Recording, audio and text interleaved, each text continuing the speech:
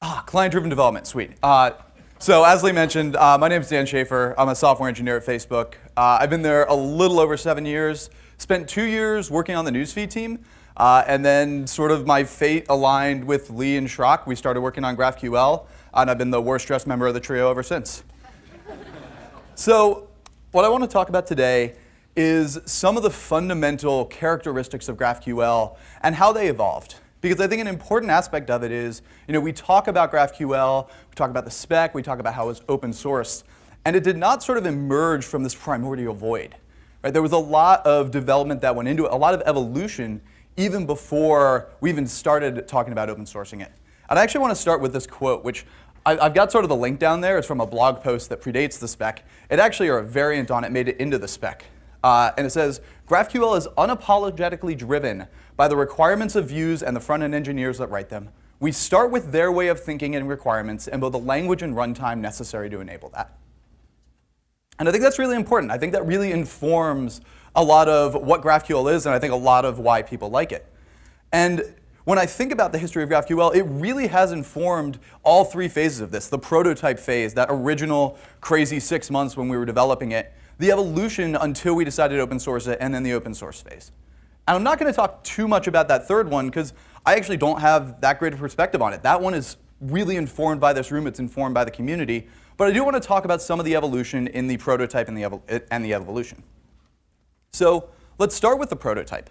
And I'm actually going to blatantly steal from a talk that I gave a while ago talking about these characteristics of our GraphQL servers. What are these fundamental precepts that guided us? And I said we think in terms of graphs and not endpoints. We want to have a single source of truth. And we have a thin GraphQL API layer. And I was thinking about these things, and I was thinking, well, why do we believe these things? We've been doing it for so long, it's just sort of natural to us at this point at Facebook, but they must have come from somewhere. And when I think about where they came from, they really did come from the development of the original GraphQL prototype, where we had this iOS client that we were trying to build. We were trying to build a native iOS app, not one that was going to be HTML5. And they were building it out, and they were using FQL. Which if you've used FQL, it was a SQL-like interface that would allow you to query for Facebook's graph. And they were trying to build a newsfeed. And so their query looked something like this.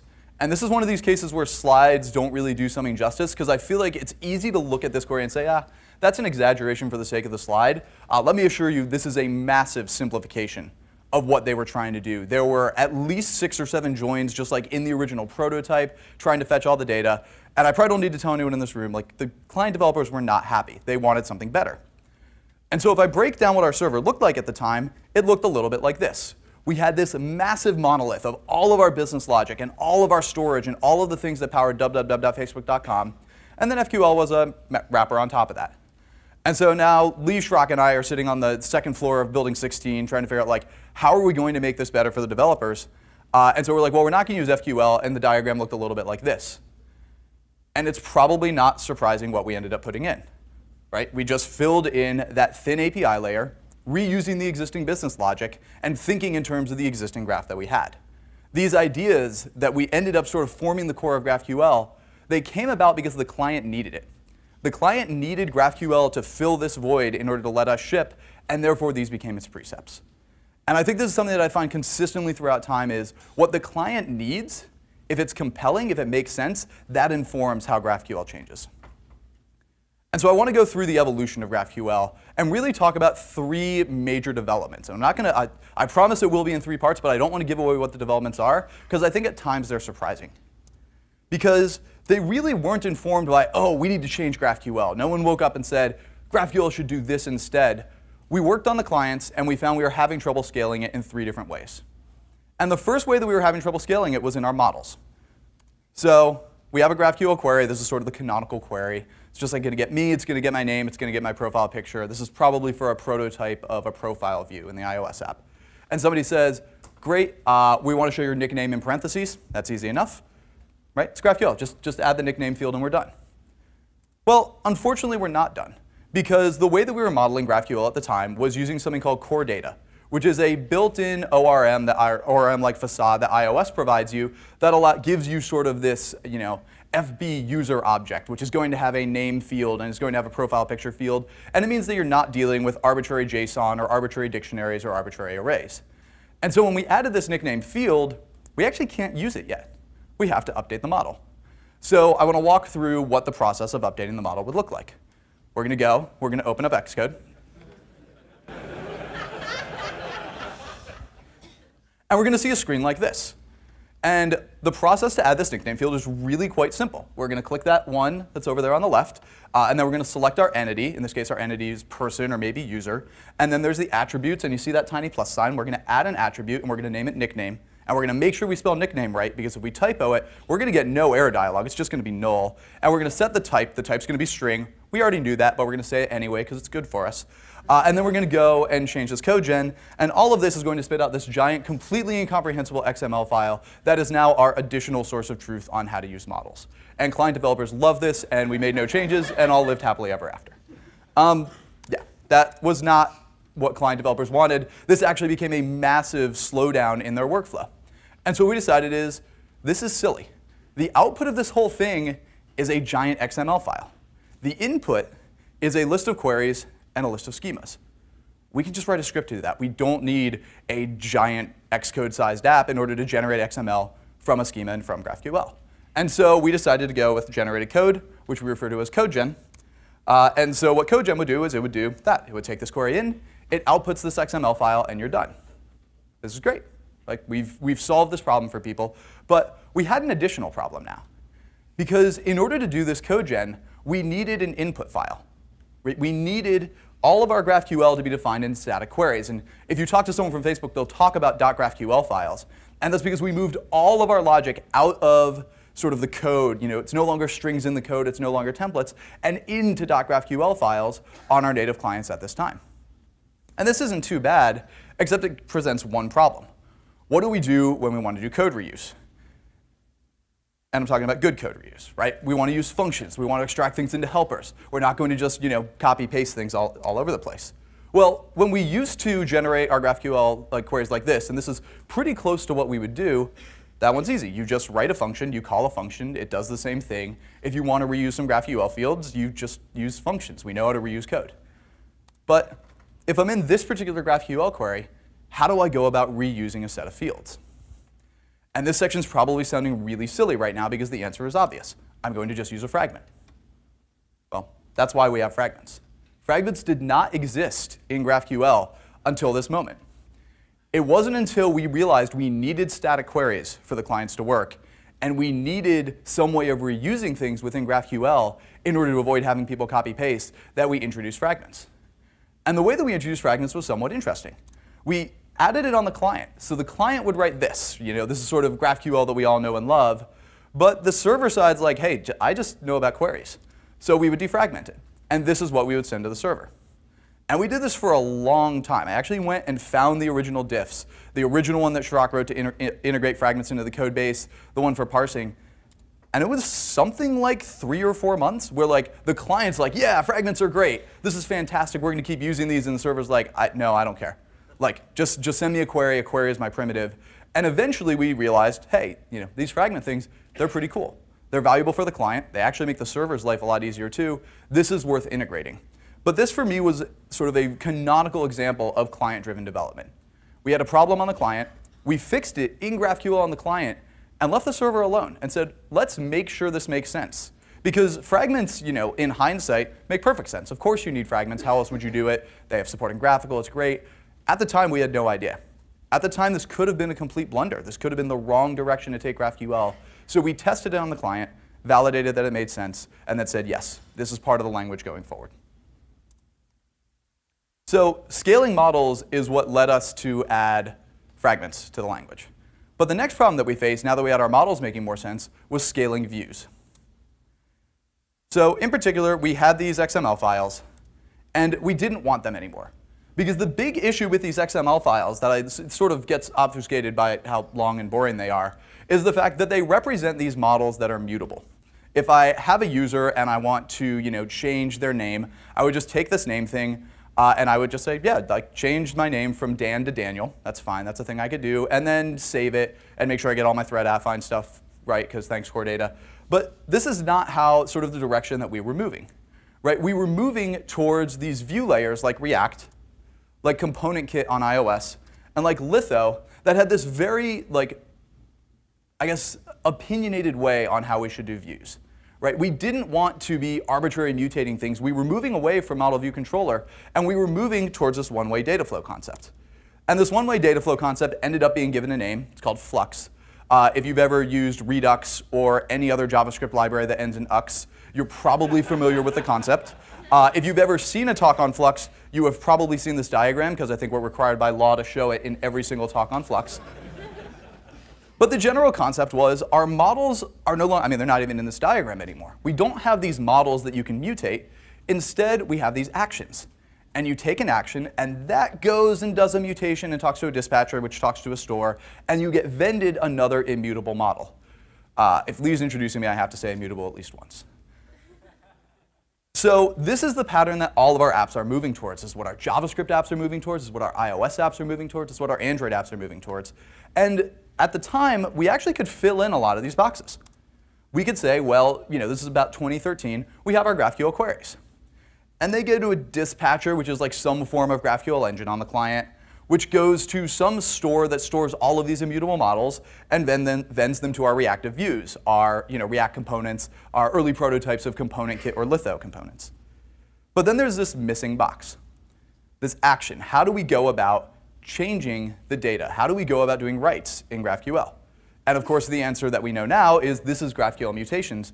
But again, GraphQL mutations didn't come about because we were like, GraphQL is great. It's great for reading. We needed to do writes. We had a problem on our clients. We were having trouble building out this architecture, making sure we were keeping things consistent without a way of doing mutations in the domain language that was rapidly taking over our apps. And so I commented before that static GraphQL queries are what led to fragments. Really, Flux is what led to GraphQL mutations. We had this Flux architecture, and we needed a way to make it work in our apps. And so GraphQL mutations emerged. And this, I think, answers a lot of questions that we occasionally get about mutations. Why do we have top-level mutations? Why is there sort of this long list of things that you can do? Why aren't there a special field on user that says rename instead of a top-level user rename? Or why is it action-based? Why isn't it CRUD? Why isn't there an update user or a delete user or a create user? And the answer really does come back to this diagram. We were like, well, we have these actions in Flux, and we want to model them in GraphQL. And in most of the Flux patterns at the time, you didn't really have it be CRUD-based. It was action-based. And it didn't make sense to put them on individual objects because there was just a top list of all the actions you could take. And so GraphQL mutations followed this. And as Lee's pointed out a couple times, we probably misnamed it. It probably should have been GraphQL actions, because that really was what it was designed to do. So we had mutations, and we knew that we needed them. And it, again, feels silly to say this, but this was not obvious at the time. There were people pointing out, it's GraphQL. The Q is presumably queried, depending on how you're backronymming it. Like, wouldn't there be like GraphML for graph mutation language? Like, you will still find occasional references to that code name in our code base, because we're like, yeah, there's GraphQL for reads and GraphML for writes, and they're completely different systems. And eventually what we converged on is what you see today. Mutations are just sort of a second top-level concept. But again, we needed to validate that hypothesis, that this was actually the right thing for the clients. Which is weird, because how do you build mutations only on the client without ever telling the server about it? Well, what we did is we took our existing system. Our existing system looked a little bit like this. If you wanted to like a post, you would hit this endpoint, /1/like, and it would give you an incredibly helpful response like true. And you say, all right, thank you, that was useful. I'm going to go do a GraphQL query now in order to get the data I needed anyway. And you do this GraphQL query, and you get a response back. What we said is, well, this is actually really annoying, and people would started working around this using our batch API. They had said, all right, issue this post request, and then once that finishes, issue this GraphQL query, and give you both responses back. I'll throw out the true because that's useless, and I'll use the GraphQL response. And this is actually what a lot of our sophisticated writes looked like at the time, because they only wanted to do one round trip. So we said, OK, we will shim that correct behavior on the client, a behavior that does a write and gives you a GraphQL response back, behind a client-side concept of GraphQL mutations. The server, still unaware of mutations. It's just got our queries and our existing write endpoints. But from the client side, you could write mutations like you would today. We wanted to incrementally add value for the client developer. We could take this to client devs and say, hey, is this better than it was before? And almost always they said, oh, heck yes. I don't want to write those batch APIs myself. So we had them write a configuration file, which I'm going to skip through because I'm really ashamed of it. It's super ugly.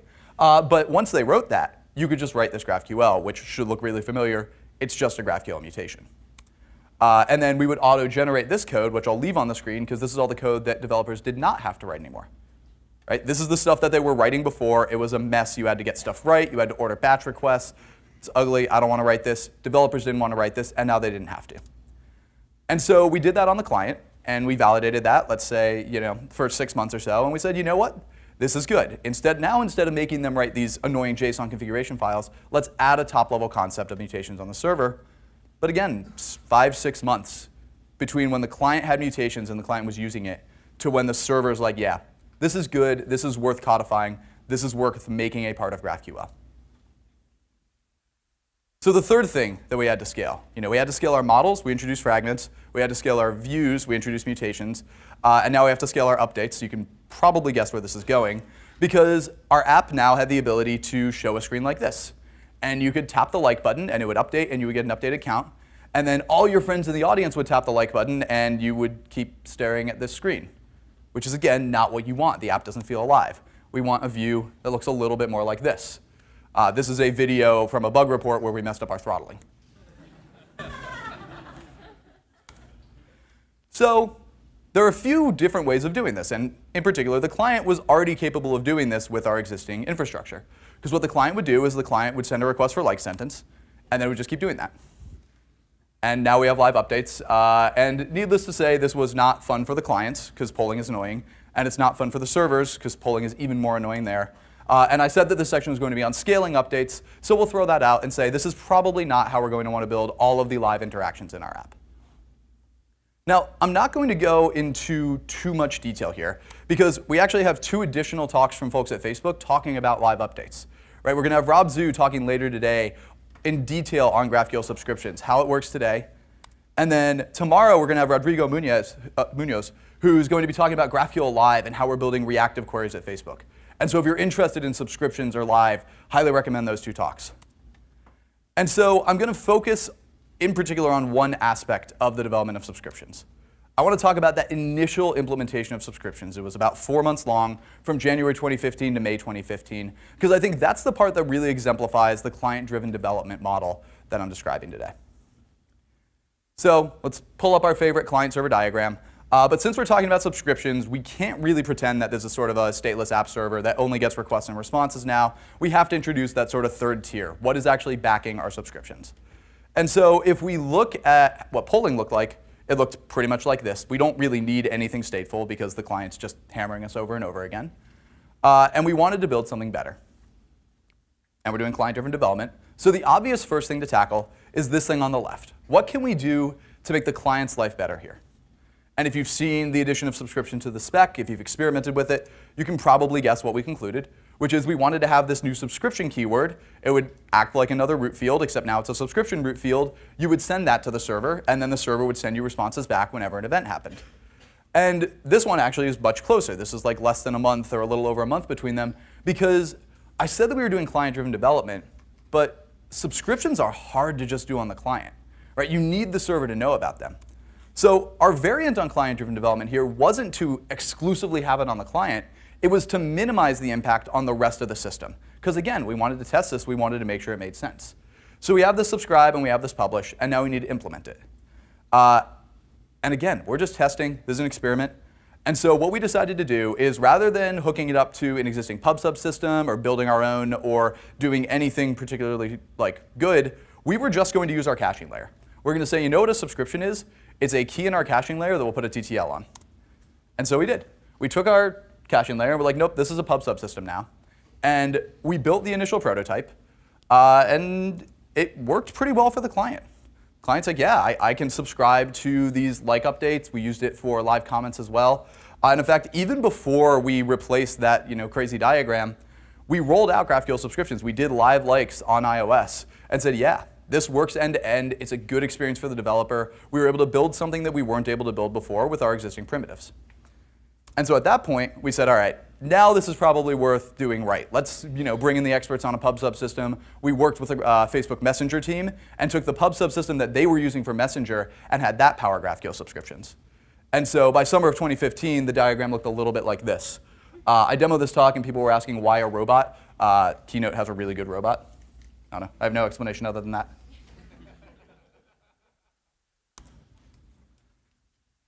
So that's how 3 sort of core concepts in GraphQL made it into GraphQL. This is, and if you look at sort of the top level things you can type, when GraphQL came about, this sort of initial version, it didn't have fragment, didn't have mutation, didn't have subscription. It was just query.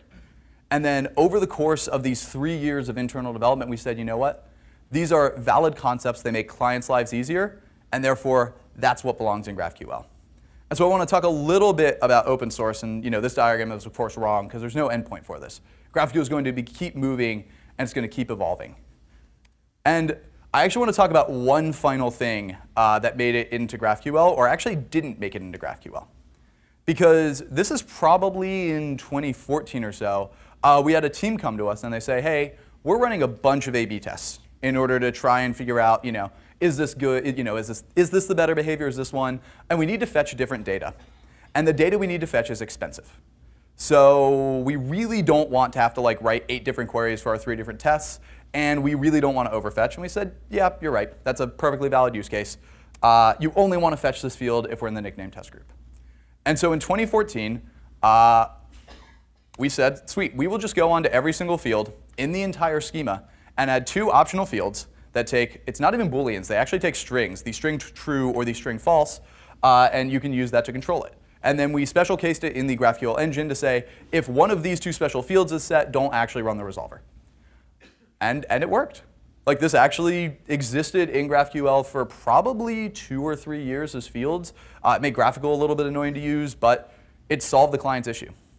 But this was one of the things back right before we open sourced it that we took a look at and said, wait a second. This never feels quite right. It's not really a field. We're actually trying to tell the server something. We're trying to direct it to do something. And so we want to add a new concept. And so I actually think directives are an interesting case where we didn't add directives right away. But by the time we added them because we had a use case for a client that we'd been using for 3 years, that we were very convinced was valid, and that we'd messed up the first time. We said, this, fields to do this are not right. It's a weird special case, and so we added this concept. And I think that's interesting, both in that it shows even things as innocuous as directives came about through this client-driven development model. And then I also think that what James described earlier is really interesting because he talked about using directives for future development. The fact that you can experiment with this. And this is very much by design. I'm thinking back to as we're building out directives, this idea that you can use a directive to say, hey, I don't know if this is the right behavior or not. This is not something that we should put into the spec, that we should codify, that we should say every GraphQL client and server should have to use. But I think it's going to be good. And I want to experiment with it. And I want to be able to say, hey, I tried this out. I used this for 3 months on my clients. It made my life better. I think this is a valid thing that more people are going to want. And so I'm seeing this more and more. I hope to see a lot of it in the talks today. Because to me, that's really the future of client-driven development for GraphQL. I think back to mutations and subscriptions, and we just hacked the parsers. There was no sort of formal way of doing it. It was just just make it accept this keyword. And that's trickier to do with a community, right? When you have multiple clients and you have multiple servers. And so we need a way to keep evolving GraphQL because it's not static and it's never going to be done. And so, it's been interesting as I, prep this talk, as I practice this talk, which I promise I did. Seeing sort of the evolution, from 2012, in the floor 2 of building 16, just sort of in this corner where no one was sitting so we could get some work done, all the way to today. And I don't think we could have imagined that, it would have had mutations, it would have had subscriptions. I don't even know if we were imagining that it would be used widely at Facebook, let alone having a conference with 600 plus people, all here to talk about GraphQL. And so I think, to try and forecast the next 5 years of GraphQL, at least in my mind, is almost impossible. We couldn't guess then where it would evolve. We're not going to be able to guess now. But if I had to hazard a guess, if you made me put my chips on something, I think it's going to still be client-driven. I think the client's going to dictate what they want, what's going to make their lives easier, and GraphQL will follow. Thank you.